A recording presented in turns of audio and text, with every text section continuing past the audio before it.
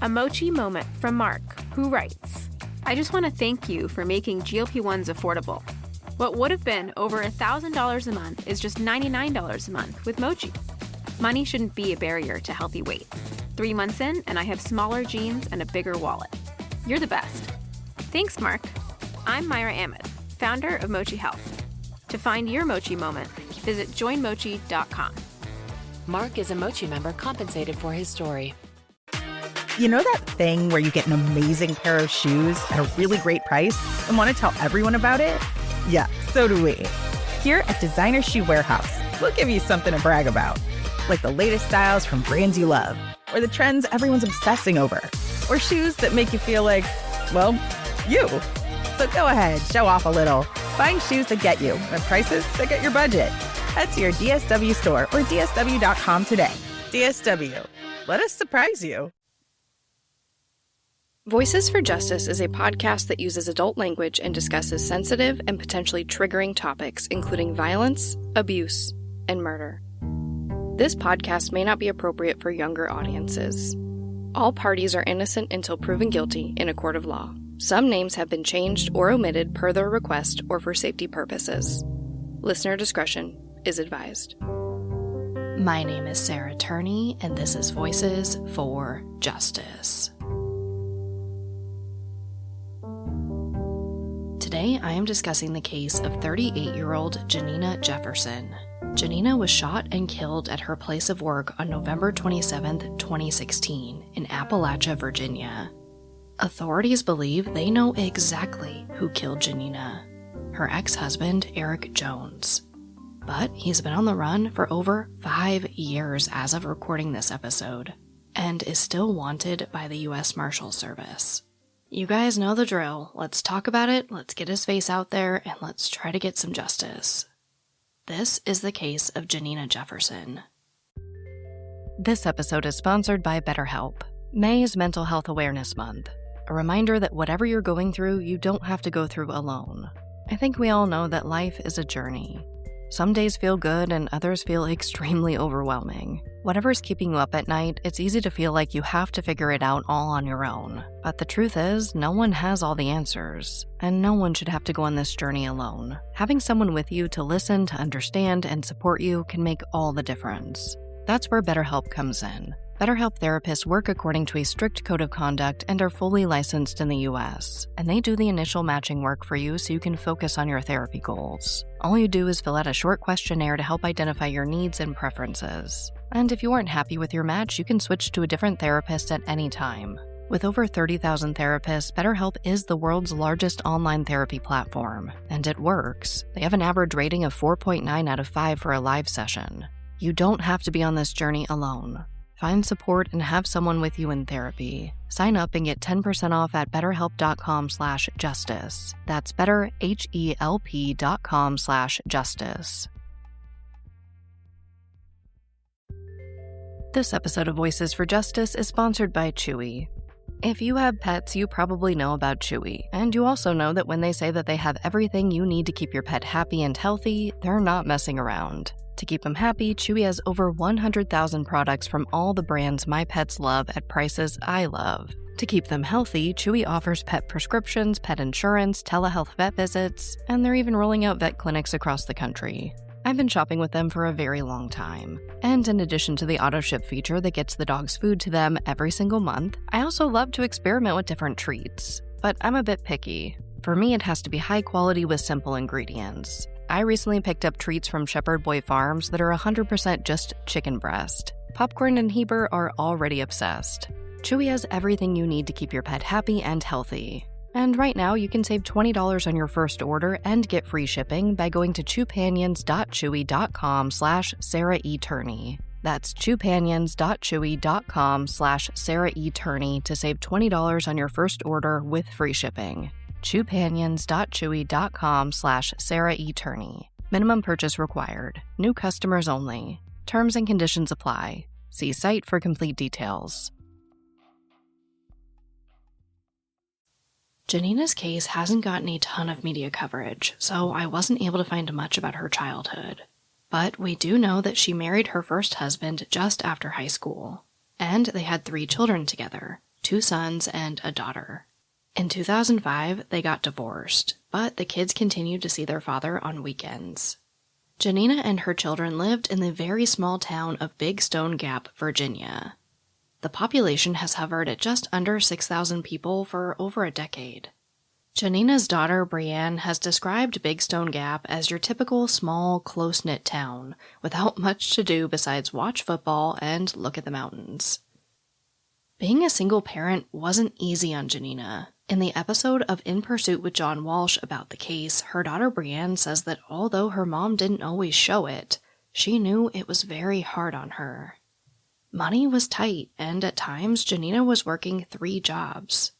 She also made extra money by painting store windows around town and hosting classes teaching others how to design their own drinking glasses. Janina was obviously very busy providing for her family, but it does look like she had a great support system of family and friends. Her friend April would describe her to Crime Watch Daily as having the best laugh, and being an extremely straight shooter, someone who told you the truth whether you liked it or not. According to April, Janina tried her best to build the best life she could for her children, who were her entire world. In an interview with WJHL News in Virginia, her children described Janina as a loving mother, but definitely not a pushover. Brianne says that her mother commanded respect and always pushed them to do their best. We knew we had to respect her, but we had a friendship with her. I won't say we weren't scared of her, but Yeah. In 2012, Janina Jefferson was introduced to a man named Eric Jones through a mutual friend. Eric was about 10 years older than Janina and seemed like a great guy. He did have a pretty troubling criminal history, but he assured Janina that all of that was behind him and he was a changed man. Janina's murder wouldn't be the first time Eric Jones had been in trouble with the police or allegedly tried to kill someone. Throughout their marriage, Eric was actually on probation for a 1998 felony murder for hire conviction. Eric and another individual attempted to kill a woman named Karen Martin and her 2 children who were only 7 and 8 years old at the time. They actually set fire to their home in exchange for a payment of crack cocaine. It appears the fire was set strategically to kill, because after waking up to her home on fire and promptly calling 911, Karen was not able to get herself or her children out of the house, and had to be rescued from a back room when authorities arrived on the scene. Luckily, Karen and her 2 children survived, but investigators soon smelt the gasoline that was poured in the home, and found a book of used matches on Karen's car. After a small amount of digging, Eric was immediately named a suspect, but he went on the run, so police were not able to immediately question or arrest him. 2 months later, he was found 1,300 miles away in Texas after a routine traffic stop. Wise County officer Grant Kilgore, who would later be sheriff-elect, spent 4 days transporting Eric Jones back to Virginia. And he says that Eric mostly slept during those 4 days, and certainly didn't show any sign of remorse for what he'd done. Eric Jones was sentenced to 20 years in prison, with 15 of those years being suspended. This was apparently due to the vast number of letters that were written to the judge begging for leniency. So ultimately, he only served 5 years in prison for these charges. According to April, Janina was well aware of Eric's past, but she believed that in the 15 years or so since this incident, that he'd really changed and strived to be a better person. April and Janina had a conversation about his past like friends do. And Janina believed that Eric deserved a chance to show that he'd really changed. So April, trying to be a good friend, supported Janina and this relationship. Even though what Eric Jones did was obviously really awful and terrifying, this wasn't the man that Janina knew. This wasn't the man he made himself out to be. I think it's also worth noting that Eric came from a pretty well-respected family in the community. His mother was a well-known pastor, and they'd all go to church together, where Eric would openly discuss his past and thank God for changing his path. According to Janina's children, they really felt like Eric completed their family. They even called him Pops. On the outside, he talked about reform and family, but over time, Janina's son Trey does report that it was clear that Eric's behavior was changing. Eric apparently started hanging out with a bad group of people, started doing drugs, and started drinking. Money was also disappearing from the home. In addition to this, there was an incident in which Eric was at a 4th of July block party and fired a gun into the air 4 times. This sent adults and children running in terror. And this really freaked out Janina because as a felon, Eric was not legally allowed to own a gun, let alone be shooting it into the air at a party. Also, it appears that Eric actually recorded this incident on his phone, and he spent the next few weeks listening to the audio of it in their living room on the surround sound speakers. This obviously really scared Janina and her children. After all of this, Janina did try to work on her marriage. Eric and Janina would separate and get back together several times. But things weren't getting any better, so Janina eventually filed for divorce. This is when things really began to escalate to another level. One of Janina's jobs was working the night shift from 4 p.m. to midnight as an operator at the Appalachia water plant. Appalachia is just the next town over. But the plant was in a very desolate area and Janina worked alone. While most of her friends thought the idea of working in such a remote area, alone, late at night was pretty scary, Janina really enjoyed her job and didn't have any problems until she divorced Eric.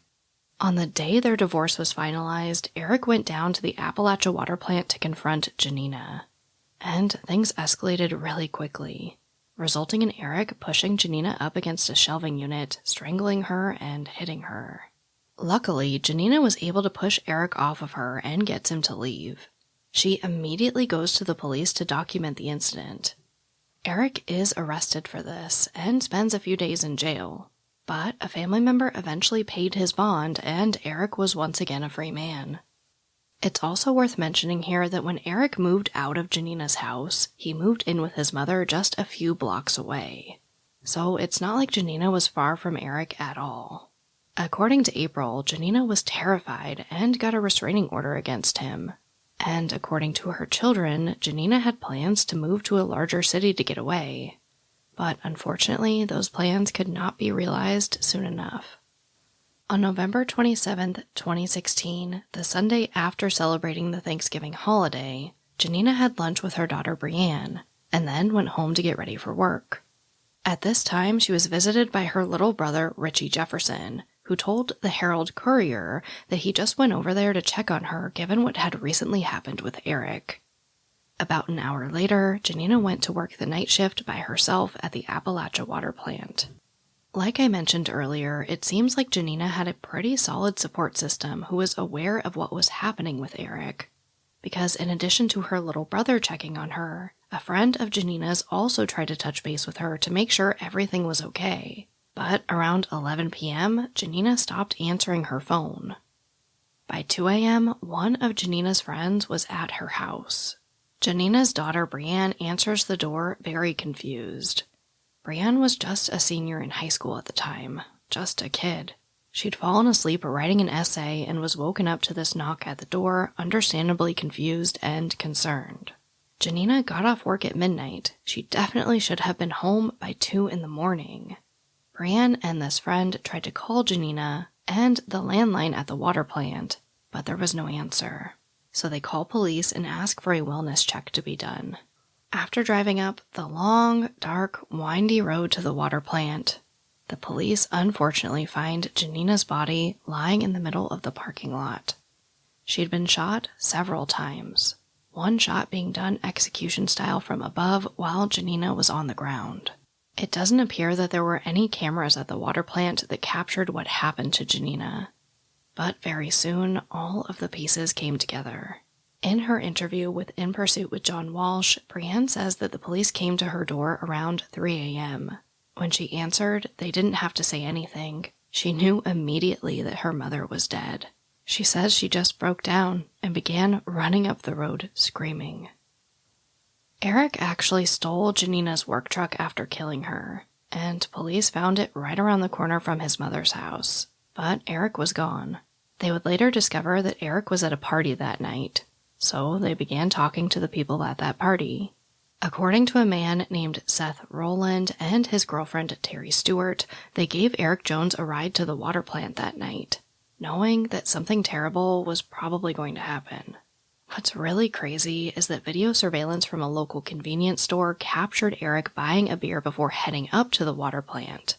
And just 5 minutes later, Janina was seen on the same surveillance buying gas. So when Seth Rowland and Terry Stewart drop off Eric at the water plant and they're driving back down the road, they see Janina headed up towards the plant. Janina actually stops to tell them that they were trespassing, and they each go their separate ways. But, of course, Janina had no idea that Eric was up there, just waiting to kill her once she got out of her truck. As soon as she exited the vehicle, I think that's when the act that happened that killed her. She had no idea it was coming. It was so sudden. It was a very violent crime scene. There were several shots fired. After Eric Jones killed Janina Jefferson, he stole her truck and parked it around the corner from his mother's house. From there, he asks Seth to pick him up and take him to a different convenience store. Here, Eric buys a 6-pack of beer and cigarettes. When he gets back in the vehicle, he tells Seth that he killed Janina. From there, he's dropped off at a family member's house. This is the last known sighting of Eric Jones. Now, I do want to take a second here and explain this relationship between Eric and Seth. While I'm not trying to make any excuses for Seth, I think this is worth mentioning. Seth wasn't just a random person Eric met at this party. Eric Jones was actually married to Seth's mother in the 90s, and according to some sources, possibly dating Seth's mother at the time he murdered Janina. When Eric was released from prison, they rekindled their relationship, and Seth very much saw Eric as a father figure. Which is why I think he gave him the ride despite having a feeling that something bad was going to happen. Again, I'm not trying to make excuses for Seth, but I think it's fair to acknowledge the power imbalance in the relationship. Eric was almost twice Seth's age and a father figure to him. But quickly after discovering Janina's body and speaking with Seth, the hunt was on for Eric Jones. Insurance isn't one size fits all. That's why customers have enjoyed Progressive's Name Your Price tool for years now. With the Name Your Price tool, you tell them what you want to pay, and they'll show you options that fit your budget. So whether you're picking out your first policy or just looking for something that works better for you and your family, they make it easy to see your options. Visit Progressive.com. Find a rate that works for you with the Name Your Price tool. Progressive Casualty Insurance Company and Affiliates. Price and coverage match limited by state law. This episode of Voices for Justice is brought to you by Quince. I've been trying to be more intentional about what I wear each day. I'm leaning into pieces that feel effortless, comfortable, and still put together. And Quince has been my go-to. The fabrics feel elevated, the fits are flattering, and everything just works without overthinking it. They use premium materials like 100% European linen, organic cotton, and ultra-soft denim. And the best part? Everything is priced 50 to 80% less than similar brands. They work directly with ethical factories and cut out the middlemen, so you're paying for quality and craftsmanship, not brand markup. I recently just ordered their tiered linen dress, of course in black. I wanted to pair it with one of my favorite pairs of brown wedges. The problem was, I didn't have a brown purse. So I got that from Quince too. It's one of my favorite outfits. It's easy, effortless, and feels amazing, especially as we're getting a little bit warmer here in Phoenix. Refresh your everyday with luxury you'll actually use. Head to quince.com/justice for free shipping on your order and 365-day returns. Now available in Canada too. That's QUINCE.com/justice for free shipping and 365-day returns. Quince.com/justice. Because of the extremely dense forest surrounding the water plant and really the entire town, the Wise County Sheriff's Office used helicopters and specialty aircraft to search the area. They also traveled to multiple states in their pursuit of Eric Jones. Unfortunately, they still haven't been able to locate him or the gun he used to kill Janina. The police do believe that there may be even more people linked to this crime. Also, according to police, they say that Eric Jones' mother, Sandy, has been extremely cooperative with their investigative efforts. They suspect Eric's motive in killing Janina was to ensure that she could never testify against him in the strangulation charges and send him back to prison. Unfortunately, the police don't have a lot of leads to go off of. Although the US Marshals Service became involved in 2017, by 2019, the police state that they've only received about 30 to 50 tips on the case. Luckily, there was some renewed interest in the case around 2019 when it was featured on In Pursuit with John Walsh. And in an attempt to generate more leads, they did put up a few billboards related to the case. They also released the surveillance video of Eric Jones buying beer and cigarettes just after murdering Janina. This video comes from the Scotchman convenience store on Hilly Avenue in Big Stone Gap. In the video, Eric is wearing jeans that appear to be tattered at the bottom, a light gray or possibly white hoodie with a large Nike logo on the back, light gray or white dirty shoes, and a black possible beanie-style hat. The video shows two different camera angles. One camera is pointed at the front door while the other is pointed at the register. It shows Eric Jones entering the store, buying a 6-pack of beer and cigarettes before leaving the store. Ultimately, Seth Rowland did face charges for being an accessory to murder, trespassing, violating a protective order, conspiracy with Eric Jones to intimidate Janina Jefferson, or impede her testimony against Eric Jones by threats of bodily harm or force, and conspiracy to violate a protective order with Eric Jones. He faces a maximum punishment of 71 years in prison. As of recording this episode, I wasn't able to find an update on these charges. Eric Jones is charged with first-degree murder, possession of a firearm by a convicted felon, and use of a firearm during the commission of first-degree murder. As far as where Eric Jones could be, well, according to Major Grant Kilgore of the Wise County Sheriff's Office, he could be anywhere, stating, quote, "He could be in a major city in the U.S., utilizing his contacts to keep him hidden. The possibility exists that he has fled the country to parts unknown," end quote. Which brings me right to our call to action, you guys. Please share this story and share photos of Eric Jones. The more people that see his face, the better. I will, of course, have pictures available on social media for easy sharing. You don't have to share these specific images, but I do ask that you do share. Janina Jefferson's children deserve to see the man that brutally shot and killed their mother face justice. Brianne still has nightmares about Eric Jones and says she's in constant fear. It only takes 30 seconds to share his photo and hopefully get this extremely dangerous man off the streets. As a reminder, Janina Jefferson was killed on November 27, 2016 in Appalachia, Virginia.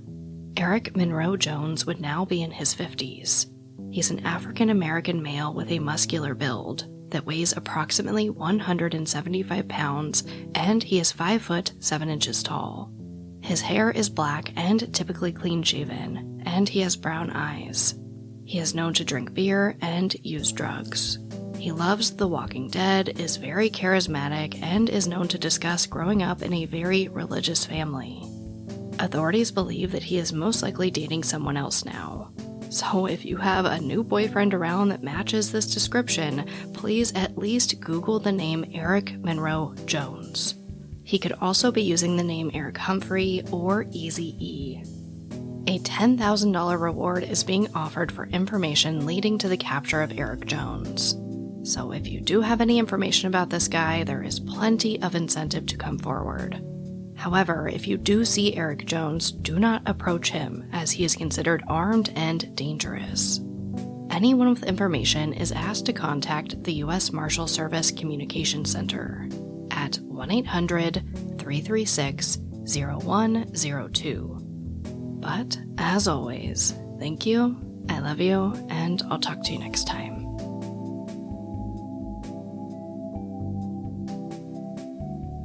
Voices for Justice is hosted and produced by me, Sarah Turney. For more information about the podcast, to suggest a case, to see resources used for this episode, and to find out more about how to help the cases I discuss, visit voicesforjusticepodcast.com. And if you enjoyed this episode, please take a moment to rate and review the show in your podcast player. It really does help more people find the podcast and these cases in need of justice.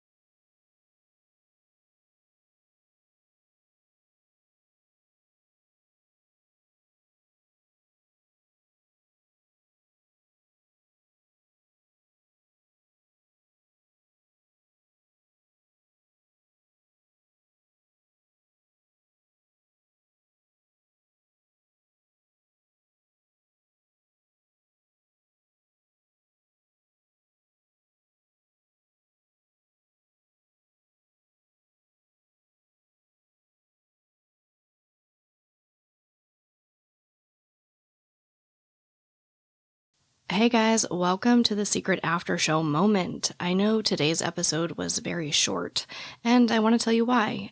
So I actually covered Janina's case over on my Patreon feed in March of this year, so 2021. It was featured as a mini-sode because, as you can see, there isn't a lot of information, unfortunately. But yeah, that's where that episode came from, and I am striving to move all of those minisodes that I've covered in the past. It's honestly only a handful, but I do want to move them all to the main feed when I can and in time.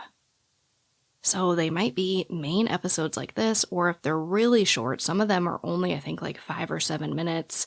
If they're really, really short, I might just start doing bonus minisodes to go along with these regular episodes. The reason this wasn't a bonus minisode this week is because I needed some time. I'm working on 2 pretty big episodes that I'm trying to launch together. They're really powerful and they make a lot of sense together, but you guys know how I am. I want them to be separate episodes. They won't be lumped into one. I try to avoid that as much as possible. But yeah, so I dug Janina's case kind of back out of the vault. I saw a few new things from the show, and I just wanted to represent it to you guys here because she deserves justice. And honestly, those cases that are sitting in my Patreon feed and not in the main feed are kind of digging at my soul. So I'm really happy to get this out. I hope that you guys learned something. I always hate to say enjoy. You guys know what I mean. I hope that you learned something from this episode. I think it's really solvable. Somebody out there knows who Eric Jones is. Somebody is living with this person. I have to imagine anyway. But yeah. I wish I had, I know you guys keep asking for book and podcast recommendations, but to be honest, all I'm doing is reading for research right now, and I'm not listening to a ton of podcasts. I am super busy trying to catch up on the end of the year, and to get some things done. I do have a trip at the end of this month, in December. I'm going to visit some friends for the holidays since I won't be with my family, but yeah. I just wanted to give you guys an update on that. I feel bad because you guys keep asking for those recommendations, and it's like, I'm not really doing anything for pleasure right now. It's all for work. I do strive to have a better balance in the future, but if I'm being 100% honest with you guys, I am trying to work my tail off to get super ahead on these episodes so that when the trial comes, I can take some mental health days, if not mental health weeks. I really want to get super ahead so that I can still give you guys an episode every week. And honestly, as much as I love you guys, more importantly, make sure that there's a slot for these episodes, for these cases, for these victims. So yeah, that's kind of the reasoning behind today's episode. That's where everything's at with the podcast. I hope you guys are having a happy December. I know, again, the holidays are upon us, and it can be really hard for some of us. So forever sending you guys love. And as always, thank you for tolerating me here in this after show moment that is very, very secret. And I love you, and I'll talk to you next time. Close your eyes. Listen to Monday.com. Feel the sensation of an AI work platform. So flexible and intuitive, it feels like it was built just for you. Now open your eyes, go to Monday.com, start for free, and finally breathe.